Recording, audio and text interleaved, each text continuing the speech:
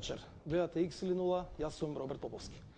Вечерашен мој ваш гостин, председателот на владата на Република Македонија, господинот Никола Груевски, генерално три области кои што ќе се обидеме да ги покриеме и да одговориме мноштво прашања.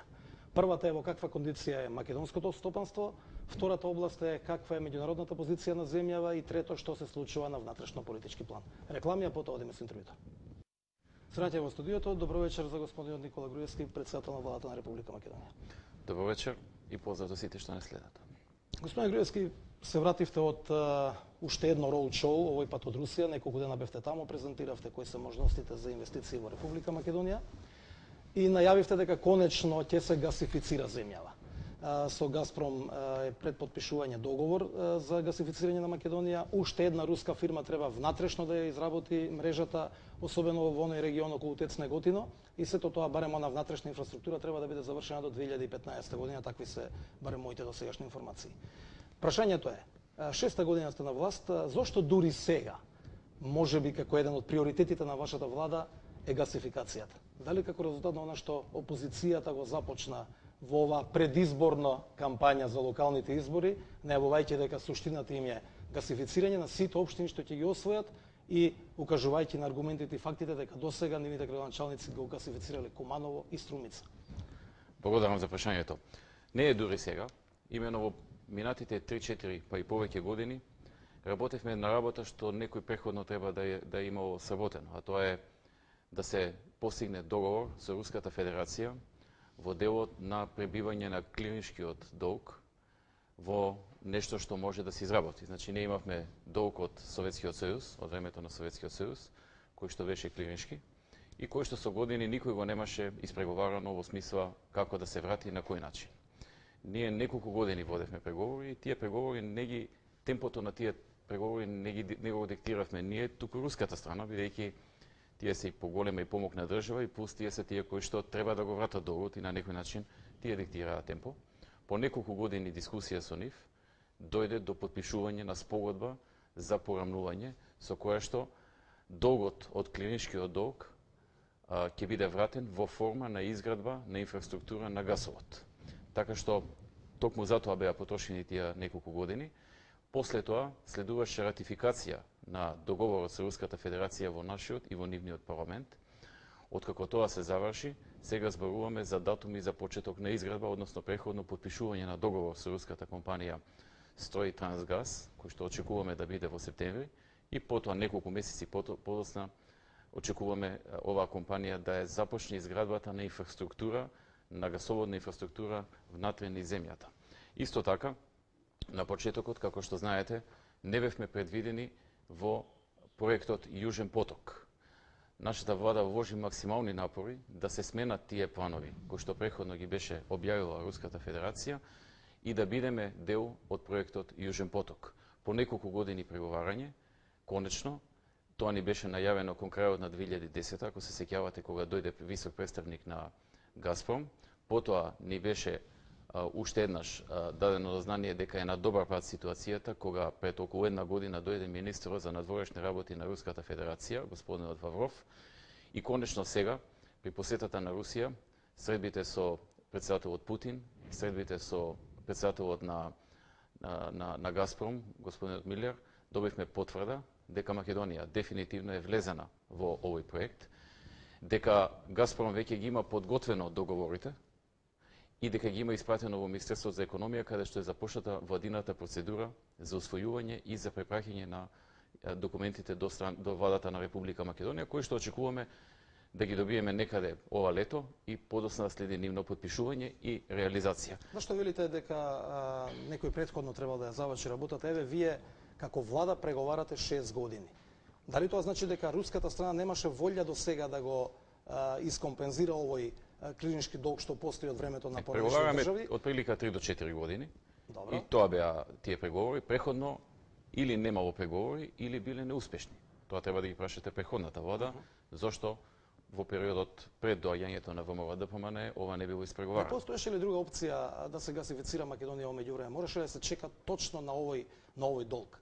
Секогаш постојат и други опции, но затоа што слепо црево сме на Балканот, нели? Така е. Секогаш постојат и токовите не проаѓаат и Јужен ток, ние ќе бидеме крак сега што ќе заврши тука. Не проаѓа низ Македонија. Коридорите не проаѓаат низ земја. Секогаш ќе може да се најдат и други начини, но ова беше најповолниот и најевтиниот. Имено добар дел.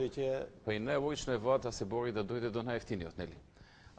Така што ние тргнавме по најлогичниот пат да се избориме еден дел од овој значаен инфраструктурен зафат да не биде завршен бесплатно. Значи еден дел ние нема да платиме воопшто, а другиот дел до оној износ до кој што Руската Федерација треба да се разложи, ние нема да платиме ништо. Над тој износ ќе го плати Република Македонија во соработка со Европската банка за обнова и развој. И нормално беше подобро беше да загубиме година-две, но да дојдеме до целта, отколку да направиме друг аранжман кој што многу поскапо ќе не чинеше.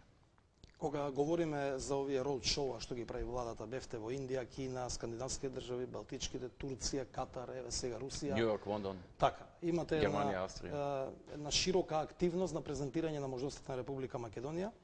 Меѓутоа, оние кои што не ја поддржуваат вашата стратегија како влада, велат тоа се џабе потрошени пари, губење време, нема никакви ефекти. Зоран Ставровски, министерот за финансии, некаде 2008 година, кажа дека првите ефекти логично е да се очекуваат после 3 до 4 години од посетата на некој држави, бидејќи треба компаниите да ги разгледаат понудите, да размислат, има конкуренција, не е само Македонија, и да донесат одлука. Поминаа 3 до 4 години, генерално во Македонија огромен број на компании да се тркаат не забележуваме. Што е проблемот? Благодарам. На прашањето ќе ви одговорам. Значи, Зоран Ставровски одговорил прилично прецизно, дека јас понекогаш знам и помалку да кажам година, 2 до 3, но најреално е околу 3 години да има. Еви по негово, тука е некаде сега, освен овие последни патувања. Точно. И сега ќе ви одговорам. Значи, ние имаме лепеза на начини за промоција на државата пред странските инвеститори. Прво имаме 20 министри кои што тоа го прават постојано. Второ имаме разгранета мрежа на промотори и третата компонента е владините роучоа, каде што одам и лично јас, или пак во најмала рака оди потпредседател на влада, бидејќи во таков случај доаѓаат и повисоки структури на компаниите на самите презентации. Кога оди само министер или оди промотор, потешко доаѓаат до највисоките одлучувачки структури. Кога се појавува и председател на влада или потпредседател, тогаш доаѓаат повисоките структури и шансата да се успее е поголема. Од тие причини и јас сум често, особено во последните една година, сум многу често на роучоа. Она што ви го кажал Зоран е нешто што е и точно, но и деломно се остварува. Имено во 2007 година и во 2008 година Македонија имаше приближно 1 милиарда евра странски директни инвестиции. Толку многу немало во целиот период додека преходно СДСМ бил на власт од 1991 од независноста па до 2006 година. Значи сите нивни години на власт имаат помалку странски директни инвестиции отколку во првите наши 2 години кога немаше светска економска и подоцна европска должничка криза. Подоцна започна светската криза, меѓутоа ние не застанавме. Ние продолживме и во услови на светска и европска должничка криза, иако бевме свесни дека помал ќе биде ефектот, заради тоа што генерално на светско ниво инвестициите позастана, особено странските инвестиции, се намали обемот генерално на генерално ниво во светот, сепак останавме доволно упорни за да го привлечеме вниманието на меѓународните инвеститори. Како резултат на тоа, во Македонија влегува поголем број во исклучително тешко време, поголем број компании. Влезе компанијата Johnson Controls, изгради една фабрика и започна да гради втора, бидејќи се задоволни од условите што ги нуди Македонија.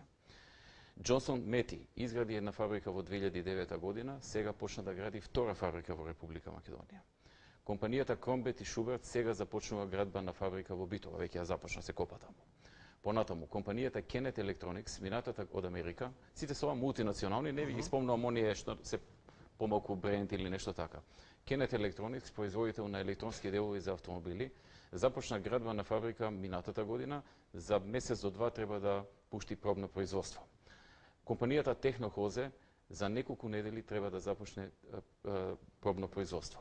Компанијата Van Hool пред еден месец објави дека ќе гради фабрика во Македонија и во јули официјално ќе ја стартува изградбата на нивната фабрика во Република Македонија. А што е со Шишеджан, HR, Tривио, Интел, Сончевград? Тие ги нема, беа најавени помпезно. Добро, ќе ја прекинам ова листа што сакав да ви ја наредам, бидејќи ми поставите друго прашање и ќе ви одговорам за HR. компанијата Haier планираше изградба на фабрика заедно со компанијата Trivium. Компанијата Haier има, тоа е една од најголемите кинески компании, една од најголемите светски компании, има во своето деловно работење зацртано да не инвестира во градежни објекти. Значи тоа име стратегија било каде да инвестираат.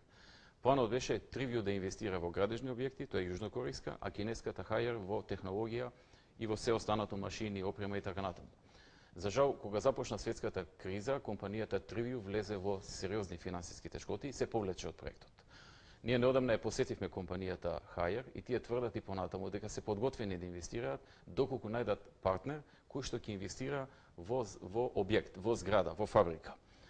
Тие веќе направија и контакти со наши домашни компании за таква работа, меѓутоа се уште немаат постигнато договор. Ме прашав конкретно. Втората компанија што ме прашавте која беше? Шишеджам ви кажав. Може за Шишеджам да ви одговорам сега? Да, повелете. Шишеджам исто така се уште, значи во едниот случај и во случајот на Haier и во случајот на Шишеджам не се работи за наша најава, а потоа не се остварило. Се работи во двата случаја за најава на самите компании. Вие се сеќавате кога имаше една мала церемонија за Haier, кинескиот амбасадор дојде на лице место и тој имаше говор во кој што кажа дека Haier ќе инвестира во слободната зона. Значи тоа не беше некоја наша измислена работа, па после сте не фатиле во некоја лага. Во случајот на Шишеджам дојде председателот на компанијата на Шишеджам тука во Скопје во владата и даде изјава потоа дека планираат градба на фабрика во 2010 или 2011, не се сеќам, и доцни тоа. Ние сме во постојан контакт со нив и тие кажуваат дека доцни затоа што имаат проблем со снабдување со суровини, со кварц, кој што во Македонија онаков како што тие го бараат го има во мали количини и е по многу висока цена.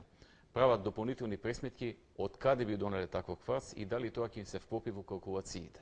Тоа е моменталната состојба за Шишеджам.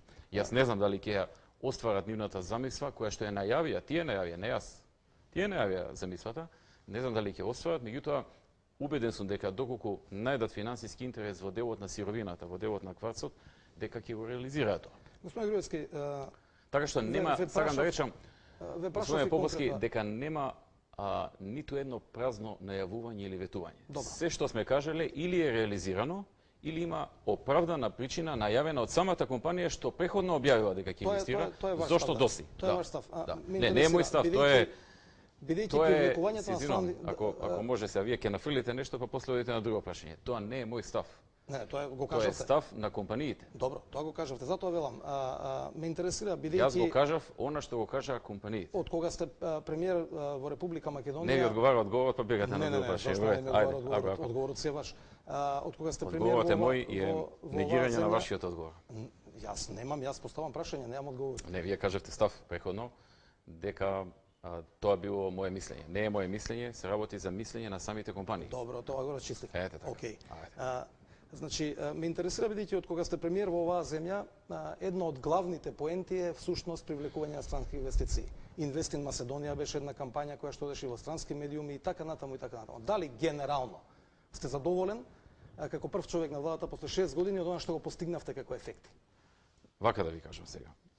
Секогаш кога се дава оценка за некоја исполнетост на нешто што било зацртано, треба да се види времето и амбиентот и климата во кој што се живеело. Така, дури кога зборуваме некоја за историјата пред 100 години, ако сакате да ги разберете нечии потези, нечии одлуки и така натаму, прво треба да го проучите времето, како во тоа време се примале работите, како се размислувале, што биле ризиците, што биле предизвиците, па потоа да ги согледате фактите и да ги разберете фактите.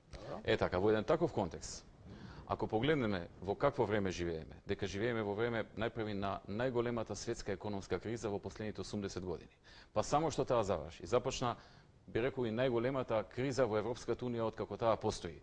Должничката европска криза и силната рецесија што е пропратна на неа. Ако во таков контекст ги погледнеме работите, да, јас сум задоволен. Ако го тргнеме тој контекст, и ако не го гледаме тоа, тогаш не можам да сум задоволен.